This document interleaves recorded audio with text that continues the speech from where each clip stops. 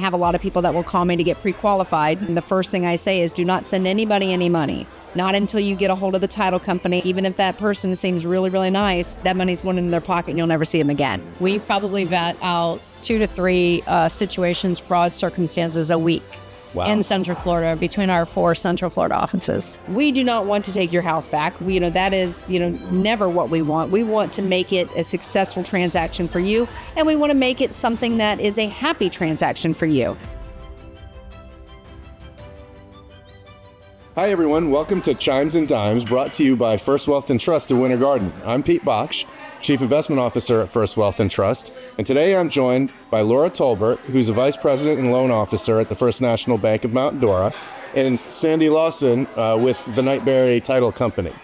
So first off, we want to thank Hangry Bison for letting us film in this awesome location. Hangry Bison was founded in 2018 on the idea that it was going to be a create-your-own burger place, and is now known really for the bison burgers, an impressive array of craft cocktails, some of which are on this table right now, and just amazing selection of whiskeys. There are 3 locations you can choose from: Winter Garden, Winter Park, and one in Lake Mary as well. And again, thanks to Hangry Bison for letting us film here. We've got on the table some of their apps, actually. This here is an interesting creation. It's a jalapeno pepper with blue cheese inside of it, wrapped in pepperoni. It's monstrously good. Over here we have a fried green tomato with a beautiful looking aioli sauce. Maybe we'll dig into some of that while we're talking, certainly afterwards. But in any case, let's get to it. Laura, how about you start with telling our viewers a little bit about yourself and what you do? So as you mentioned, Vice President and Loan Officer for First National Bank of Mount Dora. Started out in banking, just wanting to help people. It's always been a passion of mine from getting a psychology degree on, is just being able to help people. And now I'm able to do that. I'm able to help local families become a homeowner. The most precious ones are the ones where they didn't think they would ever be a homeowner. So those are the ones that mean the most to me. But I love helping everybody in that. I get to serve our community through our bank. First National Bank of Mount Dora. I get to serve on the boards of East Lake County Chamber of Commerce, Early Learning Coalition of Lake County, Leadership Lake County, along with, there's another one in here. Oh my goodness, there's another one in here. Oh, Home Builders Association of Lake and Sumter County. And then I also get to be on the advisory committee for the Affordable Housing Advisory Committee. And so all of those allow me to be able to pull all of it together, to be able to help customers, to be able to help clients, to be able to help people decide whether or not it's the right time for them to be a homeowner, and to be able to decide how much of a home they should be getting into. And I get to work with Sandy. Well, thank you. And how about you, Sandy? Tell us a little bit about yourself and your organization. I started out legal field, moved into real estate for a while, and got into title. Most people don't know what a title agent does, but we insure the transaction, but we coordinate everything to bring all the parties together for closing. So like Laura said, it's always a lot of fun at closing most of the time, especially with first-time home buyers. They're just so excited. It's their first experience. So in my position at Nightberry Title, we are a national company that's pretty large, but we feel like a local company because I joined them from my own business, merged with Nightberry back in 2021. So we are local in Florida, Wisconsin, Minnesota, Michigan. We're on national boards, state boards. So we're pretty plugged into the industry as well. We're big on education. And so that's one of the reasons I'm here today. We do a lot of realtor education, public education. Fraud prevention is a big part of my job these days. Oh, yeah. And protecting the homeownership and the transaction from that. So glad to be here. Thank you. Well, yeah, thank you. And I guess we're going to start off a couple of things that were mentioned, during your introductions are actually pretty important.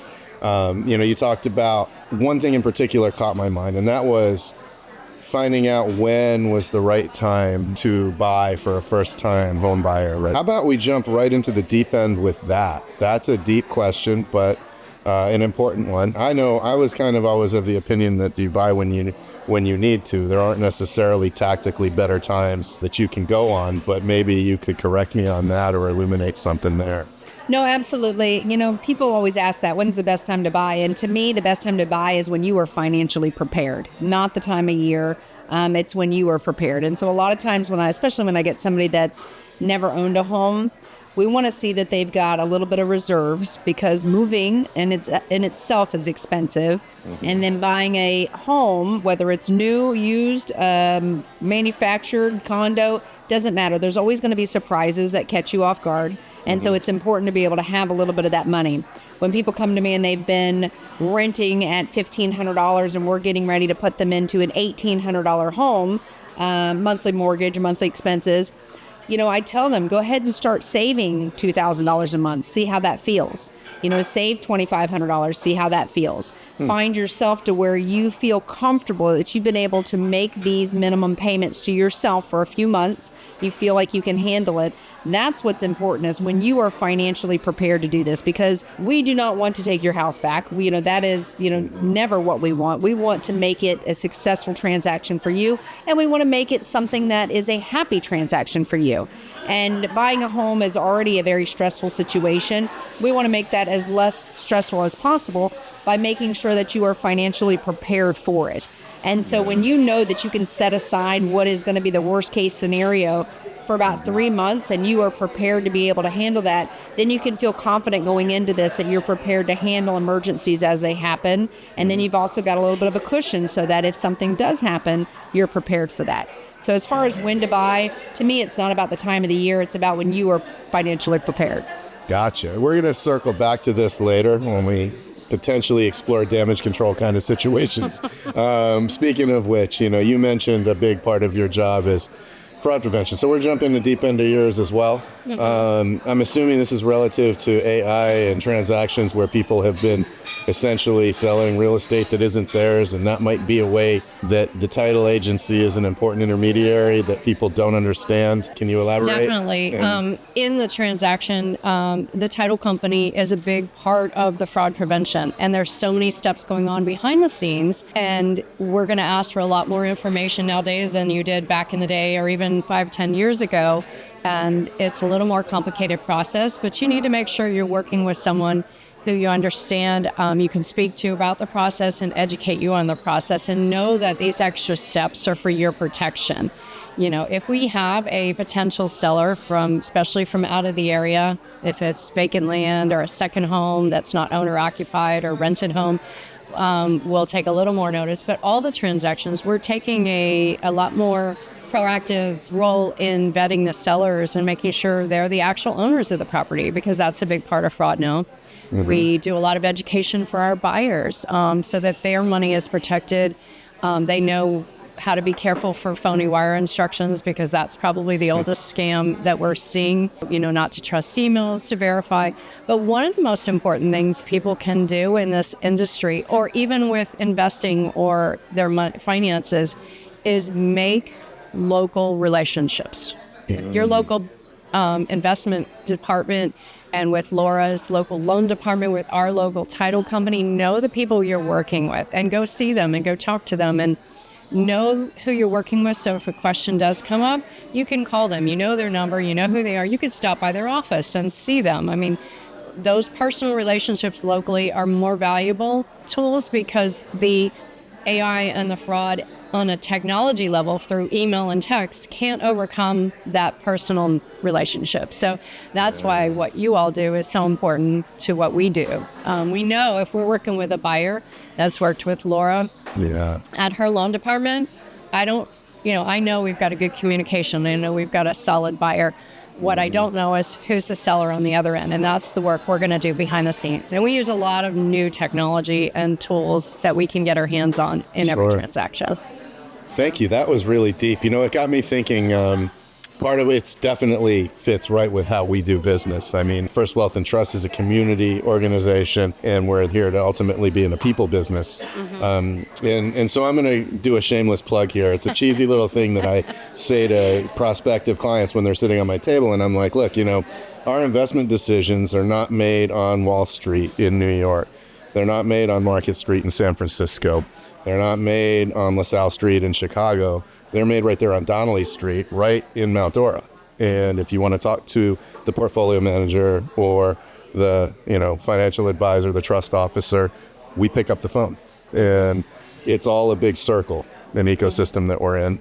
Following on that, Laura, how about the types of loans? What types does the First National Bank offer? And then which of those types are really more popular right now, maybe? So we've got two different paths with inside First National. We have our own, what we call portfolio loans, which are loans that we produce and we hold on to. We service them from the day you start with us until when you're making your payments. It all goes through First National. And then we partner with a large brokerage, Rocket Mortgage, which is a huge company, and they do our 30-year fixed rate mortgages. They also do our VAs, FHAs, any loan that fits that perfect bucket, that they're able to get those long-term fixed rate interest rates. And it makes it nice because we're able to offer those bigger things with us being a smaller bank. The smaller ones that we offer in our portfolio are all the ones that don't fit those perfect buckets. We have everything from vacant land, construction to perm. We've got manufactured homes, including co-ops and leaseholds, which is a large thing for us because not a lot of banks will do that. We also do conventional mortgages. For any other homes, we do repairs, home equity loans. The construction to perm is very big for us. One of the reasons why we work so much with the home builders around us. And we're able to help out people that wouldn't normally fit a stereotypical checkbox to fit into one of those perfect ones. We are able to work with common sense decisions. So if something doesn't fit those perfect boxes, but we can look at it and say, this makes sense, this person is going to be successful in this home mortgage, then we're able to do it. And like you mentioned, with being able to make those investments on a local decision on Donnelly Street, we're also able to make those lending decisions on that local Donnelly Street. Our chief lending officer is in our downtown Mount Dora location. Bob White, our president, is there also. So we're able to go and have these conversations and say, hey, listen, this doesn't fit all these normal buckets. Is this something that we'd be willing to do? And we're able to kind of talk through it and figure out a way to help make it successful for those customers. The rate environment's been crazy lately. Yes. And I know this well as when I put on my economist hat. I do that all the time. I gave a talk the other day in front of a crowd about that, actually. But with the rates having moved so much higher than what people are used to in the recent decade or so, let's say, have you seen a move toward different types of loans being taken, more variable rate? We've had a lot of people taking our in-house portfolio loans. So our in-house portfolio loans, we have a 5/1 adjustable rate mortgage, and it's sitting below market rates right now, so that it is interesting to certain people. And so that's currently today sitting at 6.25 versus the secondary market is sitting, they're starting out about 6.5%. So we're just below that, and it allows people to be able to kind of swallow that a little bit easier. Like you mentioned, rates were down to the 2.75, 2.5. Yeah. And that obviously is gone. It is, I do not believe coming back again. It definitely was not sustainable, and we all knew that. Sad to back you up with that, but when I put that economist hat on, it's just a new era. I would not expect to see those again. But we're still doing significantly better. When I did my first mortgage back in 2000, it was in the 8%. And so we're still at a lower interest rate than we have been in my lifetime of mortgages. Sure. But it's something that, yes, a lot of people are like, where's that 3%? And I have to tell them, sadly, that is probably not coming back around. But the 6%, again, you talked about when's the right time. I definitely would not hold out because of interest rates. I feel like the 6% is a sustainable interest rate. I feel like it is going to be around for a while. It has been around now for over a year, and I feel like it's going to manage around that same interest rate. You might have some better insight than I do, but I feel like that 6% is something that we can handle as a group, and it's just something that we've got to figure out how to afford. Yeah, absolutely. And I'm going to withhold comment to avoid putting a dark cloud over the table. But yeah. We need more drinks for that. But thank you. Yeah, we might need another round here. Is it true that a real estate transaction, in that you can choose the title company, right, as the purchaser or the seller, or how does that work? It's kind of regional in Florida.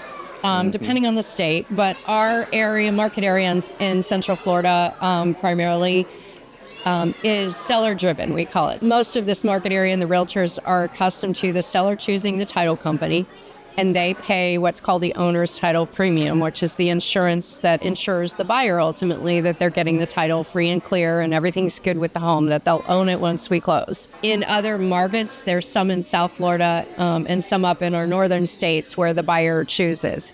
In Florida, anyone can choose, but the payment for the owner's title policy goes with that decision. So someone has to buy the owner's policy, and it's typically the seller, and they choose the title company. If you have a buyer who is very adamant that they want our title services, they know our fraud prevention, they're more comfortable, they've closed with us, they certainly can do that. And it's all negotiable under the contract. You know, they could choose the title company and not pay for the owner's policy. Seller pays for it. So, but tradition is seller pays for the title policy, and they choose the title company. Gotcha. So we work with a lot of realtors. We work with a lot of lenders because there's refinances that they can, make recommendations to a couple local title companies, and we try to be one of those. So Great. We handle those as well. And I guess if someone were in that line of, transaction, how should they be choosing their title company? What characteristics are you looking for? And maybe what are some of the possible red flags that would say, hey, no? That's a great question because most sellers rely on their realtor, who's a professional and knows most of the industry professionals. So they'll take their recommendation, and that's why we work hard to educate our realtors on why they should choose us, to relay that to our sellers, because we don't always get the opportunity to market to the homeowners. But that's a great question because homeowners really should know what their title companies are doing.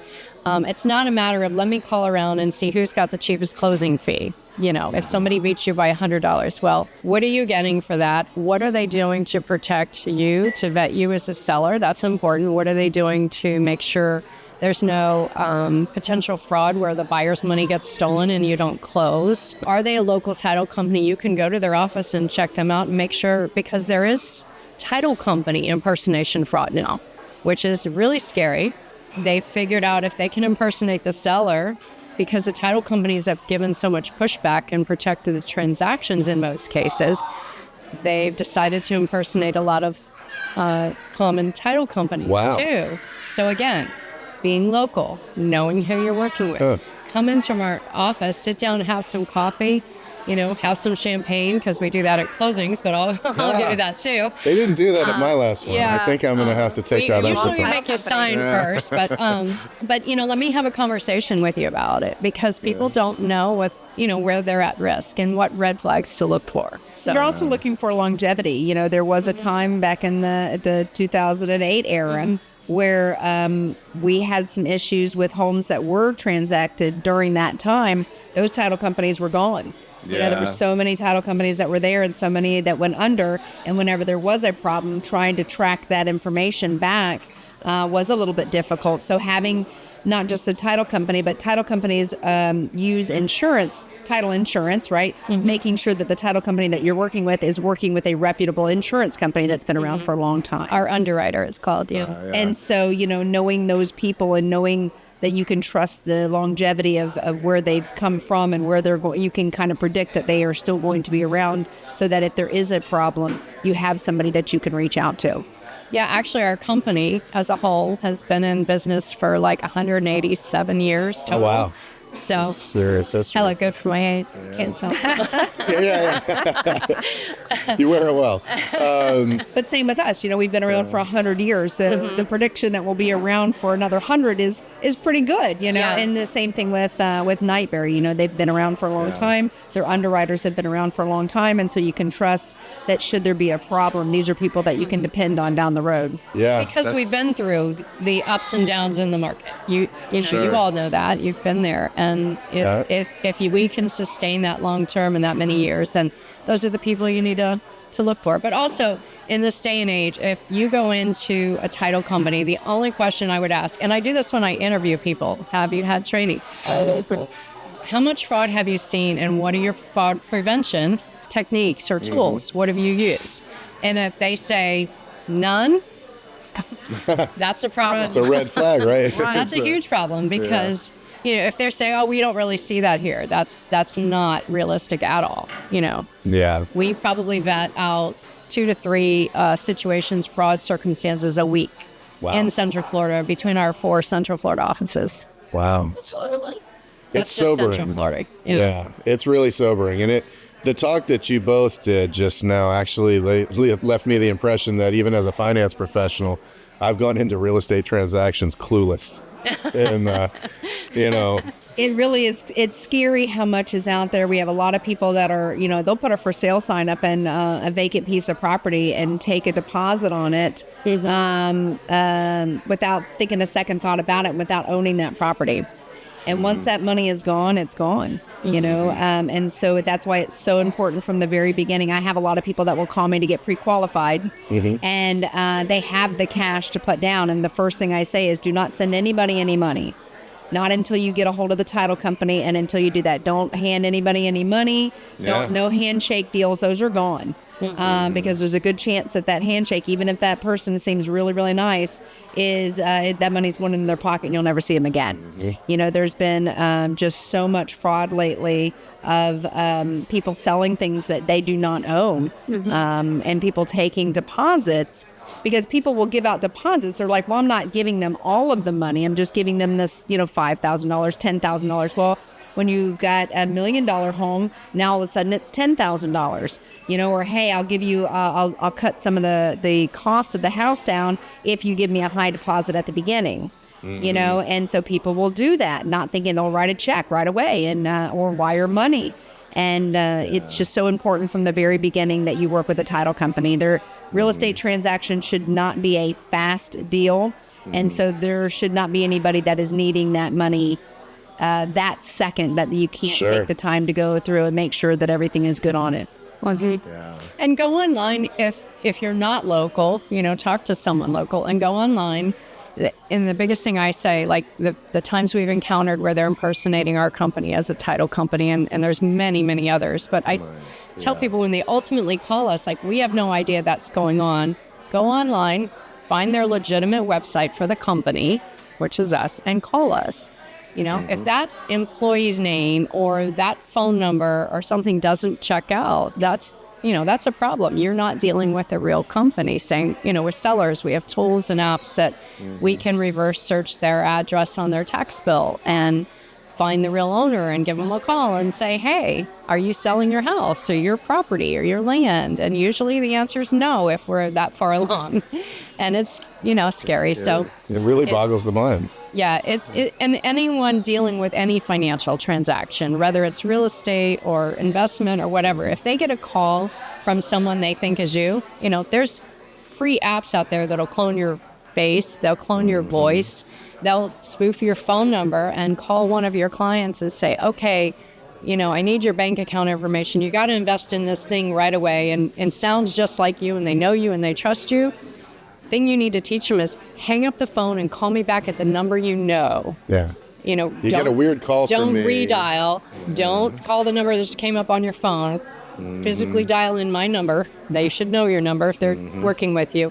And call me back and verify, like, was that really me? Because unfortunately, that's where AI has taken us, and the fraud, that's the level we're dealing with. It's scary. Yeah, it is scary. Sorry. There goes the dark cloud over the table. Well, now I might as well talk about where I see interest rates going. But there you go. That'll be a good conversation now. Yeah, that might cheer people up at this point. No, so I guess this question has come up from some people recently, and I guess there are ways that you can lock your title. First of all, I'm wondering if that's really a thing, and then second of all, you're hearing reports that sometimes even with that, the properties are still fraudulently transacted. So can either of you speak to that? I can. My understanding of some of the online companies you hear about, they offer locking your title somehow so that it cannot be transferred. And my understanding of the process from speaking with a few of them is that they record a document that says basically you can't transfer this property unless the real owner goes on and unlocks their title through this portal. The problem with that is if the real owner passes away, for instance, and his heirs don't have the ability to unlock it or so forth. But also if you're in the scenario where you have a phony title company, they're going to skip right over that cloud on title and not clear it, and they don't care because you're not dealing with the real owner or the real title company. But one of the services that we kind of talked about earlier before we started this was the one you mentioned.